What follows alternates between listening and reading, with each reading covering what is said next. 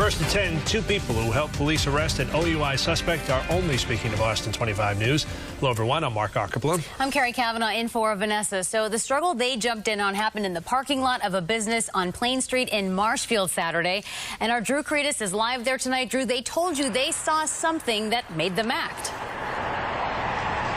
Gary, one of the Good Samaritans saw an SUV speed away after getting into an accident about 2 miles away from here and followed it all the way here to this parking lot. Another was inside this restaurant and saw the commotion happening outside. Neither hesitated to put their own safety at risk to help get an OUI suspect into custody.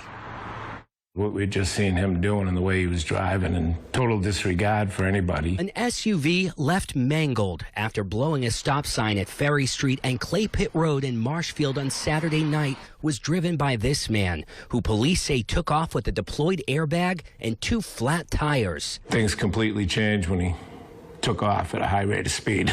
This driver, who asked that we conceal his identity out of fear of retaliation, called police with a vehicle and plate description and followed. He says he watched the getaway SUV blow a red light and then refused to stop for an officer before the man behind the wheel finally got out in the parking lot of Ming Dynasty, still refusing to surrender to the female officer who was by herself. Once his hand went in his pocket, that's when, not sure if there was anything there or not. He and another driver who followed the SUV from the original accident scene about 2 miles away pounced and helped bring the suspect, identified by police as James Shields, to the ground. Initially, that first drop, we were able to get him down. A third Good Samaritan who had been eating dinner inside Ming Dynasty rushed outside and helped restrain Shields. I jumped on his leg because he was moving with his legs. He's giving me a good kick. I'll tell you that much. He also didn't want his name used or face shown after assisting with the drunk driving arrest of Shields, who's now facing nearly 24 charges. I felt bad for that officer. She was trying so hard. It was unbelievable. She was able to get one cuff on him, and then with 2 of us, it took to get his arm around to get the other cuff on. They jumped right in, and it could have went really bad, really quickly if they didn't act as quickly as they did.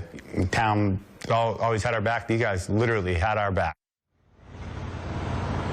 Sergeant Stephen Mulligan, who you just heard from in our report, arrived here on scene after Shields was handcuffed. He says Shields was still actively resisting and trying to escape. He says it took 15 minutes from that point to get him into the back of a squad car with Shields spitting on and kicking officers. We're live in Marshfield. Drew Cretus for your local station, Boston 25 News. Glad to see those